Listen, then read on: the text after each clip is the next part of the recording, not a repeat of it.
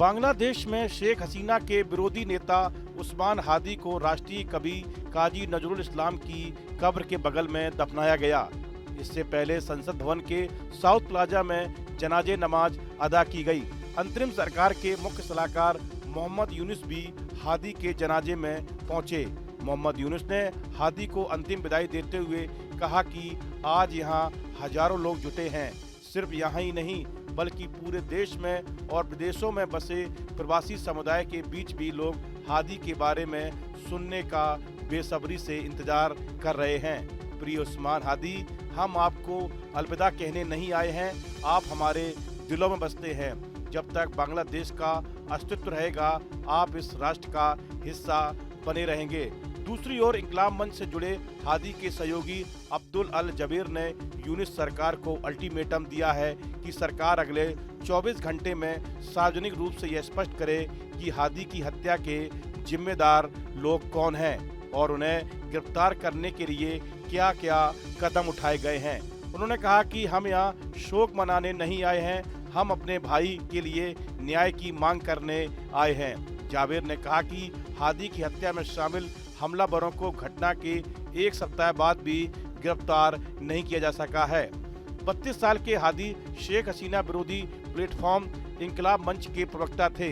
अगले साल होने वाले आम चुनाव में ढाका से निर्दलीय उम्मीदवार के तौर पर प्रचार कर रहे थे। इंकलाब मंच पिछले साल बांग्लादेश में जुलाई विद्रोह के दौरान चर्चा में आया था, जिसके चलते शेख हसीना सत्ता छोड़कर देश से भागना पड़ा।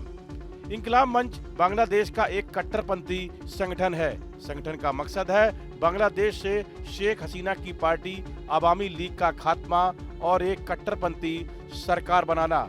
हादी ने बांग्लादेश में अपनी पहचान एक कट्टर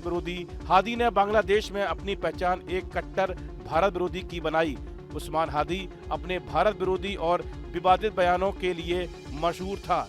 चंद दिनों पहले ही हादी ने ग्रेटर बांग्लादेश का नक्शा जारी किया था, जिसमें भारत के कुछ हिस्सों को बांग्लादेश का बताया था।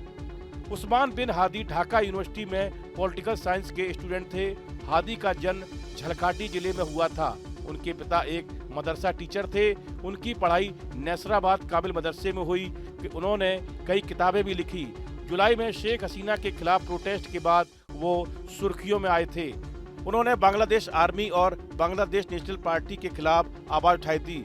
जुलाई विद्रोह की सफलता के बाद हादी और उनके साथियों ने इंकलाब मंच बनाया। वहीं 2026 के बांग्लादेशी आम चुनाव से पहले हादी ने चुनाव लड़ने की भी घोषणा की थी। हादी पर 12 दिसंबर को उस वक्त अटैक हुआ था जब वो ई रिक्शा लेकर हाई कोर्ट की तरफ जा रहे थे। नकाबपोश अटैकर्स बाइक से आए और हादी पर ताबड़तोड़ फायरिंग कर डाली। इस दौरान एक गोली हादी के सिर में लगी।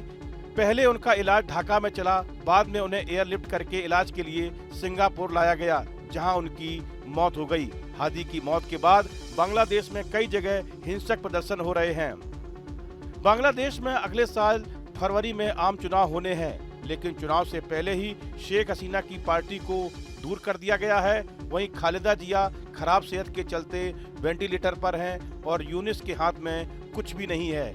ऐसे में संभव है कि हादी की मौत के बाद सड़कों पर उतरे उपद्रवी बांग्लादेश की कमान अपने हाथों में ले ले। इस वीडियो में फिलहाल इतना ही। आप बने रहिए न्यूज नेशन के डिजिटल प्लेटफॉर्म के साथ। आपके मोबाइल पर तुरंत आएगी ब्रेकिंग न्यूज। स्क्रीन पर सबसे पहले दिखेगी बड़ी खबर। देश दुनिया की हर खबर एक जगह। अब आपके मोबाइल पर तुरंत फटाफट इंस्टॉल कीजिए न्यूज नेशन ऐप और रखिए खुद को अपडेट।